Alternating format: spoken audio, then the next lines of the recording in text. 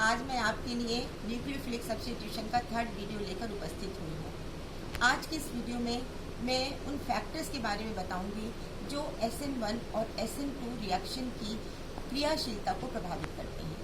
ये फैक्टर हैं structure of the alkyl halide, nature of the solvent and nature of the entering group and leaving. यह video third video मैंने दो part में तैयार किया है। फर्स्ट पार्ट में मैं आपको स्ट्रक्चर ऑफ एल्किल हैलाइड के विषय में बताऊंगी जो SN1 और SN2 रिएक्शन की क्रियाशीलता को प्रभावित करते हैं। तो now this is a part 1 of video 3। The structure of alkyl halide, we know, आप पढ़ चुके हैं कि एल्किल हैलाइड 3 प्रकार के होते हैं, प्राइमरी, सेकेंडरी एंड टर्शरी। तीनों का नेचर अलग अलग होता है और तीनों ही एल्किल हैलाइड की क्रियाशीलता SN1 और SN2 रिएक्शन में डिफरेंट होती है। SN2 रिएक्शन के रेफरेंस में हम अगर देखें तो एल्किल हैलाइड की क्रियाशीलता का क्रम यह है, सबसे अधिक क्रियाशील प्राइमरी हैलाइड है, उसके बाद सेकेंडरी हैलाइड और सबसे कम टर्शरी हैलाइड क्रियाशील है।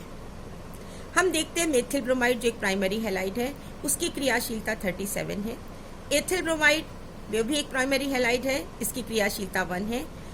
आइसोप्रोपिल ब्रोमाइड जो कि सेकेंडरी हैलाइड है, इसकी क्रियाशीलता 0.02 है। और टर्शरी ब्यूटाइल ये एक टर्शरी हैलाइड है, इसकी क्रियाशीलता 0.0028 है। अब हम इसका कारण देखते हैं। जैसा कि आपने पिछले वीडियो में पढ़ा है, मैंने आपको बताया है कि SN2 रिएक्शन में ट्रांजिशन स्टेट का फॉर्मेशन होता है। This is a transition state of primary alkyl halide. यहाँ पर Z है, this is A entering group, X है, this is A leaving group और कार्बन से जुड़े हुए 3 हाइड्रोजन है। यानी इस स्ट्रक्चर में, इस ट्रांजिशन स्टेट में सारे ग्रुप एक दूसरे से मैक्सिमम डिस्टेंस पर हैं। Z और X एक दूसरे के अपोजिट है, maximum far away from each other. तो इसमें किसी प्रकार का दो एटम के बीच में इंट्रैक्शन नहीं है, कोई स्टेरिक हिंड्रेंस यहाँ पर कार्य नहीं कर रहा है। अब हम आते हैं सेकेंडरी हैलाइड पर। सेकेंडरी हैलाइड का ये स्ट्रक्चर है, इसको यहाँ पर ज्यादा स्पष्ट किया गया है। सेकेंडरी हैलाइड में हम देख रहे हैं कि कार्बन से जुड़े हुए 2 मेथिल ग्रुप हैं। ये मेथिल ग्रुप Z और X के समीप है। Z यहाँ पर है, this is A entering group, nucleophile, और X है लीविंग ग्रुप। तो मेथिल ग्रुप के Z और X के समीप होने के कारण इन दोनों के बीच में स्टेरिक हिंड्रेंस है। There is an interaction takes place between the XCH3 and ZCH3 due to the repulsion due to the steric hindrance। और इस स्टेरिक हिंड्रेंस के कारण इस सिस्टम की एनर्जी रेज हो जाती है और रेज हो जाने के कारण इसकी स्टेबिलिटी कम हो जाती है और इसलिए इसकी रिएक्शन की रेट भी कम हो जाती है। This is A 0.02 and this is A tertiary halide. Tertiary halide में सेकेंडरी हैलाइड से एक मेथिल ग्रुप ज्यादा है। This is A entering group, this is A leaving group. Entering group से जुड़ा हुआ मेथिल ग्रुप इसके समीप है, लीविंग ग्रुप से जुड़ा हुआ मेथिल ग्रुप इसके समीप है और इसके साथ साथ जो तीसरा मेथिल ग्रुप है वो X और Z के भी समीप है। यहाँ पर मेथिल ग्रुप के स्थान पर कोई बल्कि एल्किल ग्रुप और भी हो सकता है, like ethyl group, propyl group, butyl group. जैसे जैसे एल्किल ग्रुप का साइज बड़ा होता जाएगा वैसे वैसे बल्कीनेस भी बढ़ती जाएगी और बल्कीनेस बढ़ने के कारण यहाँ पर इन दोनों के बीच का जो क्राउडिंग है वो बढ़ जाएगी। Crowding is more, steric repulsion will be the more, क्योंकि ये मेथिल ग्रुप दोनों X से टकरा रहे हैं। X इनके बीच, Z इनके बीच में है और ये दोनों Z के साथ टकरा रहे हैं। यहाँ पर X के दोनों मेथिल ग्रुप के बीच में है और इनके बीच में दोनों मेथिल ग्रुप के साथ यहाँ पर स्टेरिक रिपल्शन है। तो due to the non bonded interaction raises the energy of transition state more as the energy of reactant। यानी transition due to the non bonded interaction means there is steric hindrance, there is steric repulsion. इसके कारण इसकी energy reactant की energy की अपेक्षा ज्यादा हो जाती है, इसकी स्टेबिलिटी कम हो जाती है और इसलिए रिएक्शन की रेट सबसे कम होती है। This is A 0.008 this one. यहाँ पर एक फैक्टर और भी है, लेट अस कंसीडर। देखिए, आपने पढ़ा है कि SN2 रिएक्शन में एंटरिंग ग्रुप बैक साइड से, कार्बन के बैक साइड से अटैक करता है। जब यहाँ पर एल्किल ग्रुप उपस्थित है और एल्किल ग्रुप बल्की ग्रुप है, ये यहाँ से भी इसने Z के कार्बन के यहाँ इस साइड से और इस साइड से दोनों साइड्स पे मेथिल ग्रुप होने के कारण या एल्किल ग्रुप होने के कारण ये इस पूरे एरिया को ऑक्यूपाई कर लेते हैं। यहाँ पर क्राउडिंग हो जाती है। यहाँ पर जब क्राउडिंग हो जाएगी, ये मेथिल ग्रुप और बड़ा भी हो सकता है, तो ये क्राउडिंग यहाँ तक हो जाएगी। देखिए, अगर मेथिल ग्रुप बड़ा है तो ये क्राउडिंग यहाँ तक हो जाएगी, यहाँ पर भी ये क्राउडिंग यहाँ तक हो जाएगी। तो उस स्थिति में ये जो Z है, जो एंट्रिंग ग्रुप है, जो बैक साइड से अटैक कर रहा है, इसके बैक साइड से अटैक करने की पॉसिबिलिटी कम हो जाएगी due to the crowding of the alkyl group. जितनी ज्यादा क्राउडिंग होगी, एल्किल ग्रुप का अटैक करना बैक साइड से उतना डिफिकल्ट होगा और इसलिए यहाँ पर SN2 रिएक्शन होने के चांसेस नहीं होते। तो टर्शरी हैलाइड में SN2 अभिक्रिया नहीं हो सकती और प्राइमरी हैलाइड में मुख्यतः SN अभिक्रिया होती है, क्योंकि प्राइमरी हैलाइड में ट्रांजिशन स्टेट का जो फॉर्मेशन होता है वो ट्रांजिशन स्टेट में किसी प्रकार का स्टेरिक रिपल्शन नहीं है। अब हम प्राइमरी हैलाइड के अलग अलग फॉर्म देखते हैं। This is ethyl bromide, this is a propyl bromide, this is a butyl bromide and this is a neopentyl bromide. देखिए, प्राइमरी हैलाइड में कार्बन हेलोजन बॉन्ड है, कार्बन ब्रोमीन बॉन्ड है, ethyl में भी है, प्रोपिल में भी है, आइसोब्यूटिल में भी है और नियोपेंटिल में भी है। यहाँ पर ये कार्बन हेलोजन बॉन्ड जो पोलर बॉन्ड है, अगर SN2 अभिक्रिया होती है तो न्यूक्लियोफाइल इस कार्बन से बैक साइड से अटैक करेगा, यहाँ पर इस पोजीशन से। ये न्यूक्लियोफाइल है, ये यहाँ पर अटैक करेगा इस कार्बन के बैक साइड से। अब इस बैक साइड से अटैक करने की स्थिति में ये मेथिल ग्रुप यहाँ पर उपस्थित है। इस मेथिल ग्रुप की उपस्थिति के कारण बैक साइड से अटैक करने के चांसेस कम हो जाएंगे due to the steric hindrance. अब अगर हम दूसरे हैलाइड को देखें, this is n propyl halide, n propyl bromide, this one n propyl bromide. इसमें देखिए, इसमें भी यहाँ कार्बन ब्रोमीन बॉन्ड है और इसमें ये अटैक कर रहा है इस कार्बन से। ये जो न्यूक्लियोफाइल है वो यहाँ से अटैक कर रहा है, अटैक करेगा, लेकिन इस कार्बन के साथ समीपमर कौन सा ग्रुप है? मिथिलीन ग्रुप है और मिथिलीन ग्रुप के कारण भी अटैक करने की पॉसिबिलिटी यहाँ पर कम हो जाएगी। लेकिन जब हम सेकेंडरी एल्किल हैलाइड में देखते हैं तो सेकेंडरी एल्किल हैलाइड में हम क्या देखते हैं कि या इस स्थिति में दो मेथिल ग्रुप है। अब न्यूक्लियोफाइल कहाँ पे अटैक करेगा? न्यूक्लियोफाइल इस पोजीशन से अटैक करेगा और इस पोजीशन पर ये एल्किल ग्रुप है और ये एल्किल ग्रुप है। दो एल्किल ग्रुप यहाँ पर उपस्थित हैं और इन दो एल्किल ग्रुप की उपस्थिति के कारण इस कार्बन तक अटैक करने के इसके चांसेस और कम हो जाएंगे। और टर्शरी ब्यूटिल क्लोराइड में इस कार्बन से जुड़े हुए जो कार्बन ब्रोमीन बॉन्ड है उस कार्बन से जुड़े हुए 3 और मेथिल ग्रुप हैं और इन मेथिल ग्रुप की उपस्थिति के कारण न्यूक्लियोफाइल के अटैक करने के चांसेस सबसे कम होंगे। इसलिए नियोपेंटिल ब्रोमाइड जो कि एक प्राइमरी हैलाइड है, इसके रिएक्शन की रेट सबसे कम होती है। दिस इज ए 0.0006 और इसका कारण भी स्टेरिक हिंड्रेंस है। नॉन बॉन्डिंग इंटरेक्शन के कारण, स्टेरिक रिपल्शन के कारण इस ट्रांजिशन स्टेट की स्टेबिलिटी कम हो जाती है और रिएक्शन की रेट भी कम हो जाती है। Clear to all of you? ये आपको समझ में आ गया।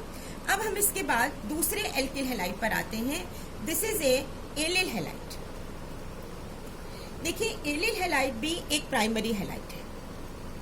एलिल हैलाइड प्राइमरी हैलाइड है, ये अनसैचुरेटेड हैलाइड है। अनसैचुरेटेड हैलाइड है, अनसैचुरेटेड हैलाइड है।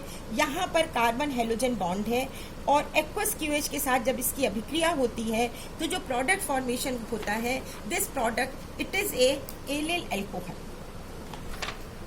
This is a allyl alcohol is formed, allyl alcohol by the replacement of the halogen by nucleophile OH, this allyl alcohol is formed। अब देखिए, allele alcohol के formation के पहले allyl halide में electrolytic fission होता है, carbon halogen bond का fission हो रहा है। कार्बन हेलोजन बॉन्ड के फिजन होने से कार्बोकैटायन बन रहा है। ये कार्बोकैटायन एलिल कार्बोकैटायन है। Allyl carbocation it is a stable carbocation. क्यों है ये stable carbocation? Because there is a resonance stabilization is possible. ये देखिए, this is a allyl carbocation. Allyl carbocation में this carbon bears a positive charge यानी there is a vacant p orbital and it is delocalized over these two position. This is a one of the resonating structure of the allyl carbocation. तो allele carbocation में चूंकि resonance stabilization है इसलिए इसके बनने के chances अधिक हैं। और जब इंटरमीडिएट कार्बोकेटाइन बनता है जो स्टेबल कार्बोकेटाइन होता है तो अभिक्रिया किस मैकेनिज्म के अनुसार होती है आपको बता चुके हैं। यहाँ पर अभिक्रिया SN1 के अनुसार होगी क्योंकि इस अभिक्रिया में कार्बोकेटाइन का फॉर्मेशन हो रहा है जो कि स्टेबल कार्बोकेटाइन है। अभी हमने आपको SN2 में बताया था कि एल्किल हैलाइड की क्रियाशीलता का क्रम primary, then secondary and then tertiary है, लेकिन SN1 अभिक्रिया में एल्किल हैलाइड की क्रियाशीलता का क्रम रिवर्ट हो जाता है। यहाँ पर अभिक्रिया में टर्शरी की रिएक्टिविटी सबसे ज्यादा है, उसके बाद सेकेंडरी की और उसके बाद प्राइमरी की। Tertiary is most reactive and primary is a least reactive. इसका कारण क्या है? इसका कारण है कि इस अभिक्रिया में कार्बन हेलोजन बॉन्ड के फिजन से, टर्शरी हैलाइड में कार्बन हेलोजन बॉन्ड के फिजन से this type of carbocation is formed.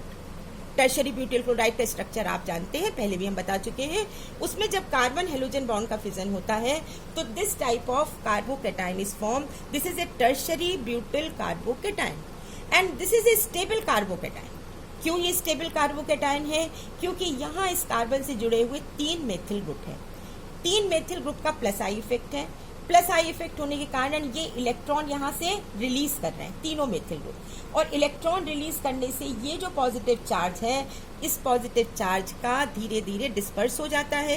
क्योंकि यहाँ ये इलेक्ट्रॉन दे रहा है तो पॉजिटिव चार्ज धीरे धीरे कम हो जाता है, और पॉजिटिव चार्ज जितना कम होगा कार्बोकेटाइन की स्टेबिलिटी उतनी अधिक होगी। इसके साथ ही साथ यहाँ पर हाइपर कॉन्जुगेशन भी क्रियाशील है, हाइपर कॉन्जुगेशन और plus I effect of the methyl group.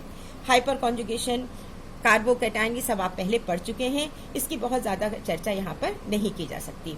So this carbocation, tertiary carbocation is most stable due to the hyperconjugation and due to the plus I effect of the methyl group. तो इस carbocation के बनने की possibility अधिक है, ये आसानी से बनता है, इसलिए टर्शरी हैलाइड में रिएक्शन SN1 अभिक्रिया के अनुसार होती है। प्राइमरी हैलाइड में चूंकि स्टेबल कार्बोकेटाइन नहीं बनता, प्राइमरी हैलाइड जिसको हम इस प्रकार से लिख सकते हैं, दिस इज ए CH3CH2+, ये प्राइमरी कार्बोकेटाइन फॉर्म हो रहा है। किससे? प्राइमरी एल्किल हैलाइड से। इस प्राइमरी कार्बोकेटाइन में किसी प्रकार का रेजोनेंस फैक्टर या हाइपर कॉन्जुगेशन यहाँ पर क्रियाशील नहीं है। This is A primary carbocation. ये स्टेबल नहीं है। क्यों नहीं है स्टेबल? क्योंकि इसके पास कोई स्टेबलाइजिंग फैक्टर नहीं है, ना ही हाइपर कॉन्जुगेशन, ना ही हाइड्रोजन बॉन्डिंग, ना ही रेजोनेंस। तो ये स्टेबल नहीं है, इसलिए ये नहीं बन सकता। तो बहुत स्पष्ट है कि SN1 रिएक्शन टर्शरी में सबसे आसानी से होती है और प्राइमरी में नहीं, प्राइमरी एल्किल हैलाइड में अभिक्रिया SN1 के अनुसार नहीं हो सकती क्योंकि इसमें प्राइमरी कार्बोकेटाइन बनता है जिसके बनने की संभावना नहीं है। क्लियर? चलिए अब हम एक और दूसरा एल्किल हैलाइड देते हैं। ये एरोमेटिक हैलाइड है। This is a benzyl chloride. Benzyl chloride में हम देख रहे हैं कि यहाँ पर एरोमेटिक रिंग से जुड़ा हुआ CH2Cl, carbon halogen bond primary carbon से जुड़ा, halogen bond, halogen atom primary carbon से जुड़ा हुआ है। कार्बन हेलोजन बॉन्ड का फिजन होता है। यहाँ पर देखिए एक्वस QH के साथ जब इसकी अभिक्रिया होती है, एक्वस QH के साथ अभिक्रिया होने पर ये हेलोजन सब्स्टिट्यूट हो जाता है OH से। हेलोजन जब OH से सब्स्टिट्यूट हो जाता है तो प्रोडक्ट हमें मिलता है बेंजिल अल्कोहल। क्लियर? यहाँ हम देखेंगे इस अभिक्रिया का मैकेनिज्म कि इसमें कार्बन हेलोजन बॉन्ड का फिजन हुआ, कार्बोकेटाइन बन रहा है। This is a benzyl carbocation. Benzyl carbocation is more stable as compare to the this tertiary carbocation और as compare to the this allyl carbocation. अभी हमने जिन 2 कार्बोकेटाइन के बारे में पढ़ा ना, एलिल कार्बोकेटाइन दिस वन और टर्शरी कार्बोकेटाइन दिस वन, इन दोनों से ज्यादा स्टेबल दिस बेंजिल कार्बोकेटाइन। क्यों ये कार्बोकेटाइन ज्यादा स्टेबल है? क्योंकि इसमें रेजोनेंस स्टेबलाइजेशन सबसे अधिक है। देखिए यहाँ पर ये जो पॉजिटिव चार्ज है कार्बन पर, it is delocalised over these 3 different position. क्यों? क्योंकि ये जो पॉजिटिव चार्ज है या वैकेंट p ऑर्बिटल है, it is in conjugation with this double bond. Positive charge कहां पर आ गया? इस पोजीशन पर। Now this positive charge is conjugation with this double bond. Positive charge कहां आ गया? इस पोजीशन पर। Now this positive charge is in conjugation with this double bond, तो पॉजिटिव चार्ज यहां पर आ गया। इस प्रकार हम ये कह सकते हैं कि बेंजिल कार्बोकेटाइन के 4 रेजोनेटिंग स्ट्रक्चर हैं जो इसको स्टेबलाइज कर रहे हैं। तो benzyl carbocation is much more stable as compare to the allyl carbocation और as compare to the tertiary butyl carbocation. अब रिएक्शन किसके अनुसार होगी आप बताइए? नो डाउट SN1 के अनुसार, क्योंकि यहाँ पर स्टेबल कार्बोकेटाइन का फॉर्मेशन होता है। क्लियर? तो इस प्रकार हमने देखा कि वे सारे रिएक्टेंट या सबस्टेट जो स्टेबल कार्बोकेटाइन बनाते हैं उनमें अभिक्रिया SN1 के अनुसार होती है, और जिनमें वे सारे सबस्टेट जो प्राइमरी होते हैं उनमें अभिक्रिया SN2 के अनुसार होती है, क्योंकि उनमें ट्रांजिशन स्टेट का फॉर्मेशन होता है। अब आप ये पूछेंगे कि सेकेंडरी एल्किल हैलाइड में क्या होता है, कौन सी अभिक्रिया होगी? तो स्टूडेंट, सेकेंडरी में this is a secondary halide, this is A isopropyl chloride. Polar solvent की उपस्थिति में this undergo SN1 reaction. Polar solvent की उपस्थिति में, क्योंकि पोलर सॉल्वेंट में आयोनाइजेशन के चांसेस ज्यादा होते हैं, तो reaction proceed via A SN1 reaction. And non polar solvent की उपस्थिति में सेकेंडरी एल्किल हैलाइड में, सेकेंडरी हैलाइड में SN2 अभिक्रिया होगी। तो इस प्रकार स्टूडेंट्स, आज हमने आपको बताया कि एल्किल हैलाइड का स्ट्रक्चर किस प्रकार SN1 और SN2 अभिक्रिया को प्रभावित करता है। तो ये था पार्ट 1 ऑफ वीडियो 3। अब हम आपको दूसरा पार्ट सेकंड बताएंगे, जिसमें हम दूसरे फैक्टर्स के बारे में एक्सप्लेन करेंगे, and these are the solvent factor and nature of leaving group and entering group. आशा है इस वीडियो में आपको समझ में आया होगा। नेक्स्ट वीडियो के साथ मैं पुनः उपस्थित होती हूँ। धन्यवाद।